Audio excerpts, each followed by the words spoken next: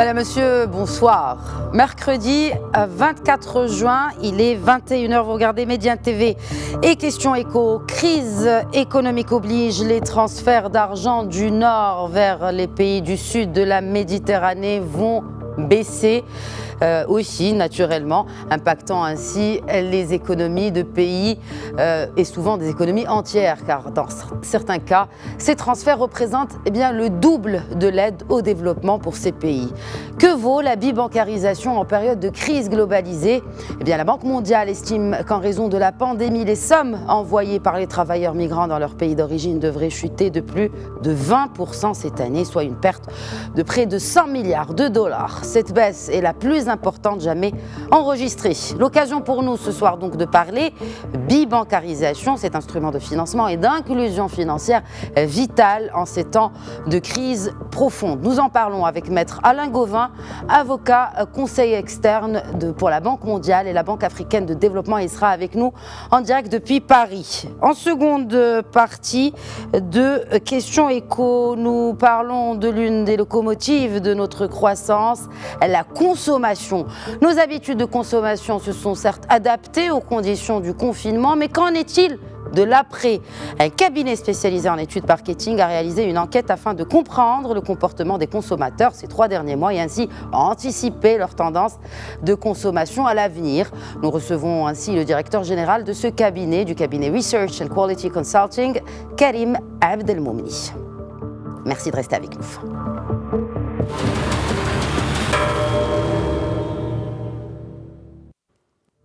Et avant de joindre notre premier invité, tout d'abord Zineb Messari qui revient dans ce papier que nous allons suivre sur les principales prévisions du rapport de la Banque mondiale sur les transferts d'argent de la diaspora africaine en 2020. Regardez. En 2020, la Banque mondiale prévoit une chute de plus de 23% des transferts d'argent vers l'Afrique. Le montant des envois pourrait chuter à 37 milliards de dollars. Selon l'institution, une chute de ces envois dus au coronavirus affecterait la capacité des familles à assumer ces dépenses, puisqu'une part accrue de leur budget sera consacrée à éviter les pénuries alimentaires et subvenir aux besoins immédiats du ménage.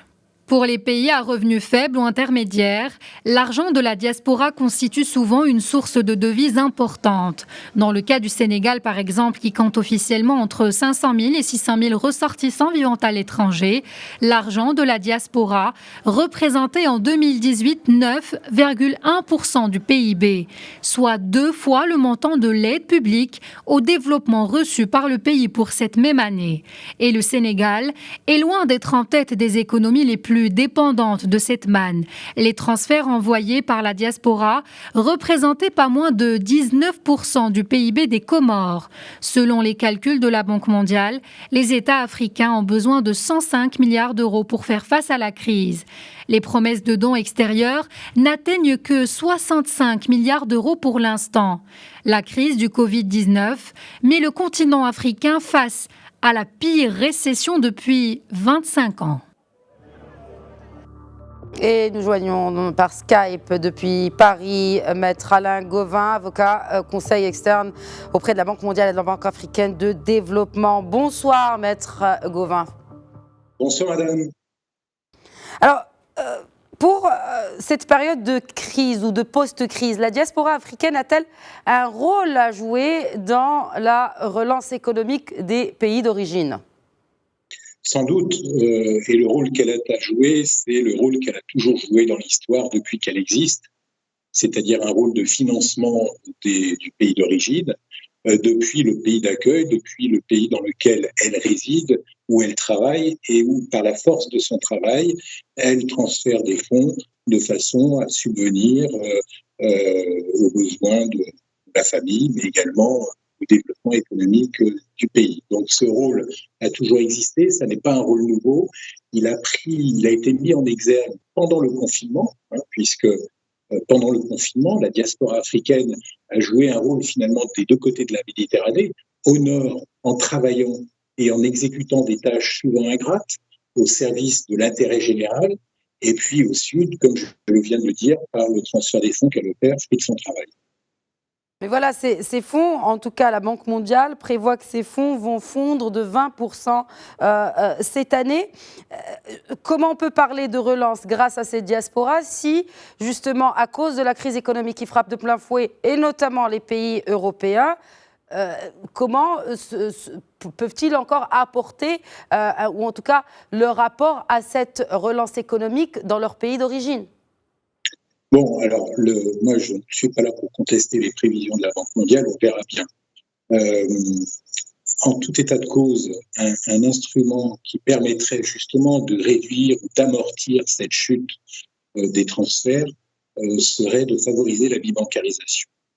La bibancarisation, si on la définit relativement simple, c'est la possibilité pour la diaspora, pour un immigré dans son pays de résidence, de bénéficier des services bancaires dans ce pays, dans le pays où il réside, et ce qui ne soulève aucune difficulté sur le plan juridique, mais aussi de bénéficier de services bancaires dans son pays d'origine. Donc, dans son pays d'accueil, il bénéficie de services bancaires, ce qui, encore une fois, ne soulève pas de difficulté. En revanche, ce qui soulève une difficulté, c'est la possibilité pour lui de bénéficier de services bancaires dans son pays d'origine, puisque ça nécessite que les banques du pays d'origine, donc les banques africaines, puissent commercialiser leurs services bancaires dans les pays d'accueil, en Europe par exemple, ce qui soulève un certain nombre de difficultés juridiques au regard de certaines lois qui sont pénalement sanctionnées.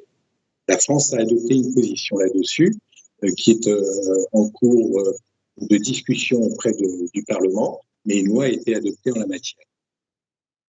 Très bien. Et pour le cas précis du Maroc, Maître Gauvin, notre diaspora, je le rappelle pour nos chers téléspectateurs, représente près de 5 millions de personnes, dont près de 85% qui résident de l'autre côté de la Méditerranée. Quel est le rôle des banques marocaines dans cette bibancarisation, et en ces temps de crise, bien sûr?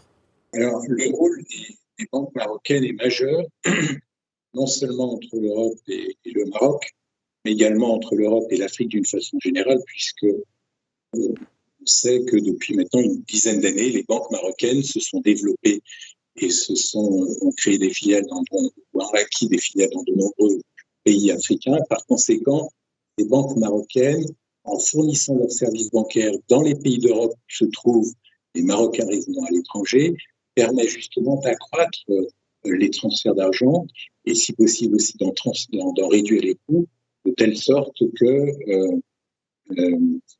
la chute des transferts soit amortie. Ce rôle des banques marocaines est un rôle traditionnel, ce n'est pas un rôle nouveau. Les banques marocaines sont toujours plus proches des Marocains résidant à l'étranger et non seulement elles permettent aux Marocains résidant à l'étranger de se bancariser dans les pays d'accueil, dans les pays où cette diaspora marocaine se trouve, en Europe, mais aussi de leur fournir leurs services bancaires au Maroc et puis pour les autres diasporas africaines, dans leur pays d'origine, en Afrique. Très bien. Maître Alain Gauvin, si vous le permettez, nous allons prendre quelques questions de nos téléspectateurs, des internautes qui ont posé donc ces questions via les réseaux sociaux. Tout d'abord celle de Mustafa via Facebook qui se pose la question suivante. Le Maroc, comme beaucoup de pays africains, compte beaucoup sur le transfert d'argent effectué par ses ressortissants en Europe pour rafraîchir leur panier de devises. Comment peut-on couvrir ce déficit en devises ? Le déficit en devises, encore une fois, la seule façon que l'on a de le réduire, si on sollicite la diaspora marocaine, c'est précisément de favoriser les transferts d'argent. Et encore une fois, la façon dont on peut favoriser les transferts d'argent, c'est le thème de votre émission de ce soir, c'est-à-dire la bibancarisation, permettre aux banques marocaines de pouvoir commercialiser leurs services bancaires dans les pays européens. Je l'ai dit, en France, c'est possible. Une loi de 2014 le permet. Cette loi est en cours d'amendement aujourd'hui même. D'ailleurs, au sein de l'Assemblée nationale, un amendement a été discuté. Et puis, dans les autres pays de l'Union européenne, il faudrait que l'Union européenne harmonise les différentes législations nationales, puisque aujourd'hui, autant de pays au sein de l'Union, autant de législations et parfois même des législations qui n'accueillent pas bien les services bancaires des banques étrangères, qu'elles soient marocaines, ou d'autres nationalités, en tout cas des banques ressortissantes des pays tiers à l'Union européenne. Mais est-ce que cela, cette question n'est pas des téléspectateurs, mais de moi, je voudrais rebondir sur ce que vous venez de dire, mais cela ne fait pas réellement partie des priorités de l'Union européenne, d'instaurer justement un cadre légal et juridique qui puisse permettre justement ou l'accès à plus de bibancarisation pour les travailleurs migrants. On peut s'en étonner parce que maintenant, depuis une dizaine d'années, le FMI, le G8, le G20 ont insisté sur la nécessité de réduire les coûts de transfert et donc de favoriser la bibancarisation qui, par principe, devrait permettre une réduction des coûts de transfert. Et on peut s'étonner en effet de cette inertie de l'Union européenne qui serait bien inspirée de regarder ce qui se passe dans certains pays de l'Union. Je parle de la France, mais également de l'Espagne, de l'Italie ou de l'Allemagne. Ces 4 pays, chacun à sa façon, a adopté une législation permettant la commercialisation de services bancaires sur leur sol. C'est assez étonnant parce que les transferts de fonds et la bibancarisation ne présentent pas seulement des avantages pour les pays d'origine en Afrique, mais également pour les pays de l'Union européenne. Ils permettent d'insérer dans le circuit bancaire des flux, des transferts qui autrement pourraient emprunter des circuits parallèles et par conséquent, ils permettent de lutter contre le blanchiment et le financement du terrorisme. On peut aussi considérer que ces transferts peuvent réduire en quelque sorte le poids de l'aide publique au développement sur le budget des États contributeurs. Donc on s'étonne de ce que l'Union européenne n'ait rien fait depuis une dizaine d'années sur ce sujet-là. Et enfin, deuxième partie de la question de ce même internaute, n'est-il pas temps de penser à d'autres mécanismes plus contrôlables pour garder un équilibre dans ces avoirs, dans les avoirs justement des transferts d'argent? D'autres mécanismes. Quel autre mécanisme que la bibancarisation? Quel autre mécanisme que celui qui permet d'assurer la traçabilité des flux, qui permet à une banque, depuis le donneur d'ordre jusqu'au bénéficiaire des fonds, de contrôler les transferts. Les banques sont l'élément clé de la sécurisation des transferts d'argent. Par conséquent, en tout cas, moi, je ne vois pas d'autres mécanismes qui permettraient d'assurer la sécurité des transferts tels que votre internaute le suggère. Merci beaucoup, Maître Alain Gauvin, d'avoir répondu à nos questions sur cette bibancarisation, sur cette question de bibancarisation, première thématique donc de cette émission ce soir. Merci beaucoup. Au revoir, madame. Voilà, donc nous passons sans plus attendre à la seconde partie de Questions Écho.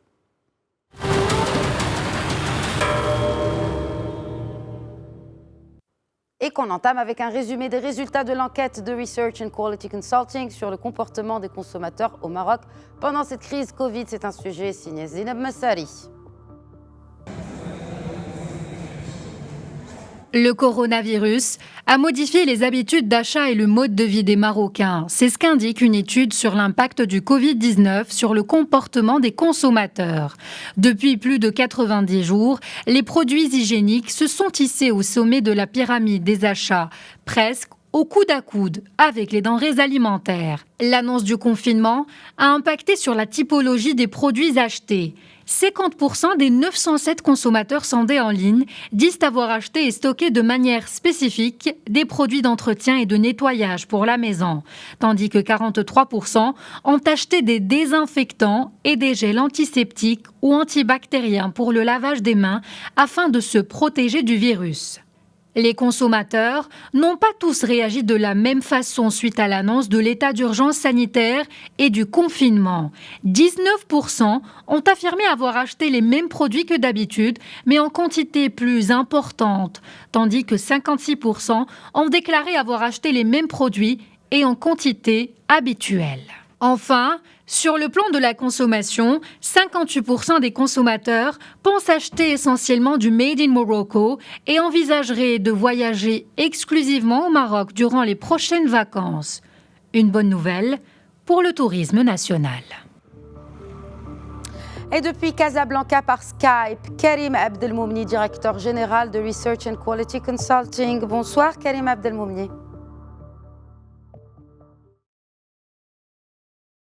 Bonsoir. Est-ce que vous m'entendez? Oui, je vous entends. Très bien, vous m'entendez alors.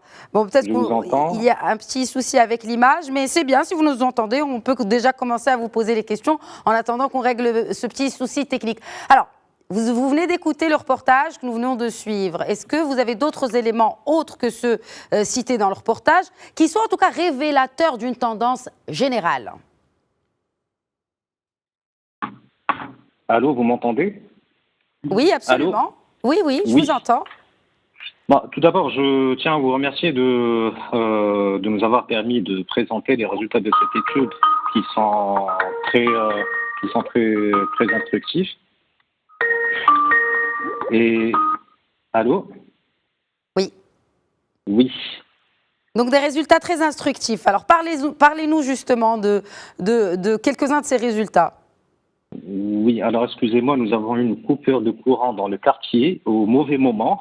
Et ce n'est pas grave, l'essentiel c'est qu'on échange là-dessus déjà.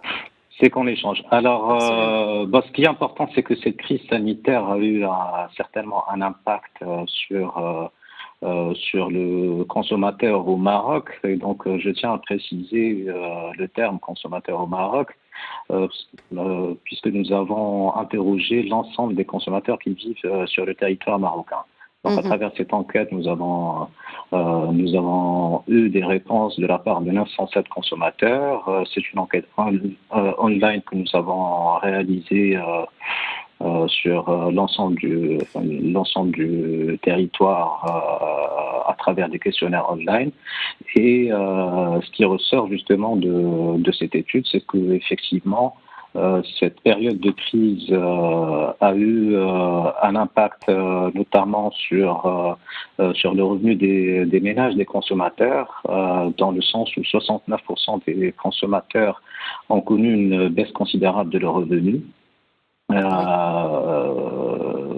D'un autre côté, ce qu'il y a lieu de noter, et ce que vous avez dit au niveau de votre résumé, c'est que ça a eu un impact sur l'attitude des consommateurs. Et à ce titre-là, nous avons eu 42% des répondants qui affirment être suffisamment informés et confiants de la gestion de la pandémie au Maroc. Ce qui, il faut le dire, se reflète dans notre quotidien, et c'est quelque chose qui a même été salué au niveau international par plusieurs pays. Bien entendu, ça a été rendu possible grâce aux instructions de Sa Majesté le roi Mohammed VI et le fait que le Royaume du Maroc a pris très tôt les mesures nécessaires pour faire face à cette crise, notamment à travers l'instauration de comités de veille, notamment le comité de veille économique, etc. Très bien. Est-ce que, vous avez parlé de baisse des revenus, vous avez parlé d'attitude, mais quid du moral de ce consommateur au Maroc? Alors justement, le moral du consommateur a connu un impact négatif, puisque nous avons les 2/3 des consommateurs qui déclarent que leur moral a été impacté négativement. Oui. Et sur un autre volet, nous avons 53% des consommateurs qui ont accordé une note de 5 sur 10, voilà, leur niveau de morale.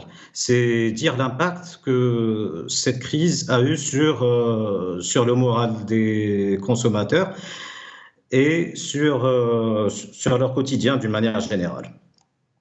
Très bien. Est-ce que le fait qu'on annonce le prolongement du confinement sanitaire a également impacté le comportement d'achat et de consommation? Alors, au moment de l'annonce du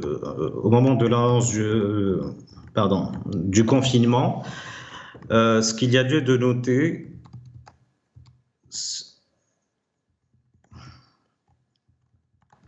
oui, alors. Allô? Oui, on vous entend et on vous voit aussi d'ailleurs. D'accord. Le Skype remarche. Ok. D'accord, très bien. Donc, au moment de l'annonce du confinement, donc, il y a effectivement, comme vous l'avez souligné, 56% des consommateurs qui ont déclaré avoir acheté les mêmes produits en quantité habituelle. D'une manière générale, les gens se sont comportés de manière normale. Il y a eu un stockage des produits. Ceci dit, il y a 50% qui ont stocké essentiellement des produits de nettoyage et de la maison. Et ça rejoint un petit peu ce que vous avez dit au niveau de votre résumé, où au sommet de la pyramide, on retrouve les produits d'hygiène et de nettoyage de la maison. Donc les gens ont acheté essentiellement des produits pour se protéger, pour se nettoyer des bactéries et faire face à la pandémie. Très bien. Alors, je voudrais juste revenir sur l'un des résultats de l'étude Karim Abdelmoumni qui précise que les marques ont été appréciées par le consommateur ou les consommateurs lors de la période de la pandémie. De quelle marque parle-t-on ici? Alors, nous avons volontairement traité le sujet dans sa globalité. Nous n'avons pas voulu citer les marques. Mais ce sont des marques marocaines, n'est-ce pas? Voilà, ce sont des marques consommées par les Marocains, pas nécessairement des marques marocaines, mais nous parlons de marques habituelles, c'est-à-dire les marques que les Marocains ou les consommateurs au Maroc achètent et auxquelles ils sont le plus exposés à travers les différents supports médias. Oui, puisque vous parlez de médias, justement, selon les résultats donc, de cette même étude, on sent qu'il y a une réconciliation avec l'information officielle. Pourquoi vous êtes-vous penché sur cet aspect en particulier, notamment de l'information? Alors, on est parti d'un point qui est très simple. C'est qu'aujourd'hui, le Covid fait la une de l'ensemble des journaux et l'ensemble des discussions, vu sa particularité. Et donc, du coup, il y a eu pas mal d'informations qui ont circulé sur différents supports. Et donc, on a décidé de voir quels sont les médias ou les sources d'informations les plus sollicitées. Alors, ce qu'on trouve, c'est qu'au sommet, on retrouve les informations officielles communiquées par les sources gouvernementales, donc à savoir le ministère de la Santé, le ministère de l'Intérieur, ainsi que les autres départements ministériels. Et en second lieu, donc, il y a 65% des répondants qui se sont informés sur les chaînes de télévision nationales et internationales et seulement moins de 30% qui ont considéré les sources d'information sur les réseaux sociaux. Alors, ça, c'est un point qui est très important dans la mesure où nous avons tous vécu une prolifération des fake news sur les différents réseaux sociaux que nous connaissons et les différentes messageries que nous utilisons. Très bien. Parlons à présent avenir. Quels sont les comportements que vous avez décelés que le consommateur marocain va adopter après cette crise de coronavirus et aussi ce concept de next normal, ce que vous citez en tout cas comme next normal, entre guillemets, dans votre étude? Voilà, alors nous avons effectivement parlé de Next Normal. Le Next Normal signifie la prochaine normalité si on fait la traduction littérale. Alors qu'est-ce que ça veut dire dans le cadre du coronavirus? C'est que les gens, d'un point de vue comportemental, vont adopter une distanciation sociale et ils vont continuer à l'adopter. Donc là, on parle de 2/3 des répondants. Il y a 60% qui déclarent qu'ils éviteront de se saluer, de se faire des accolades et d'éviter tout contact physique pour se dire bonjour. L'autre point, c'est qu'au niveau de la consommation, 58% des consommateurs pensent acheter essentiellement du Made in Morocco et envisageraient de voyager au Maroc exclusivement durant les prochaines vacances. Et à souligner également qu'il existe une opportunité pour la digitalisation, puisque nous avons 26% des répondants qui opteraient pour l'achat online pour leurs produits les plus courants. Très bien. Karim Abdelmoumni, je voudrais à présent passer aux questions des internautes et celle-ci de Mustapha qui se pose la question suivante. Pour stimuler la demande, l'Allemagne a pris comme mesure la baisse du taux de la TVA. Est-il possible d'appliquer la même mesure au Maroc pour relancer la consommation? Alors, l'Allemagne et tous les pays ont pris en mesure un certain nombre de mesures, effectivement. Après, tout dépend du contexte économique et tout dépend des agrégats macroéconomiques de chaque pays. Absolument. Et nous avons effectivement des experts qui travaillent au Maroc au niveau des différents départements ministériels, au niveau du CVE, etc. Et qui ont certainement des mesures de relance à apporter pour stimuler justement la croissance. Mais toujours est-il que, comme je l'ai souligné, il y a déjà une prédisposition des consommateurs marocains à privilégier la consommation des produits marocains et de passer leurs prochaines vacances au Maroc. Et ceci sans pour autant se poser la question si les frontières seront ouvertes ou non, mais ils privilégieraient de consommer du Made in Morocco. Du local, et je merci. pense que, voilà. Vous voulez peut-être finir votre pensée, votre idée avant qu'on termine, mais rapidement. Alors, je disais que ceci est une bonne nouvelle et quelles que soient les mesures qui seront prises par les autorités pour stimuler un peu la croissance, il est clair que ça passe par la consommation et les consommateurs en ont conscience. Très bien. Merci beaucoup Karim Abdelmoumni, directeur général de Research and Quality Consulting. Merci beaucoup. Merci. Merci à tous de nous avoir suivis. C'est la fin de Questions Éco. Encore une fois, rappel, le hashtag Questions Éco, utilisez-le pour interagir avec nous et poser vos questions à nos invités que nous n'hésiterons pas à leur transmettre. Merci à tous de nous suivre. Je vous donne pour ma part rendez-vous demain soir, Inch'Allah, à 21h pour un nouvel épisode de Questions Éco. D'ici là, prenez bien soin de vous.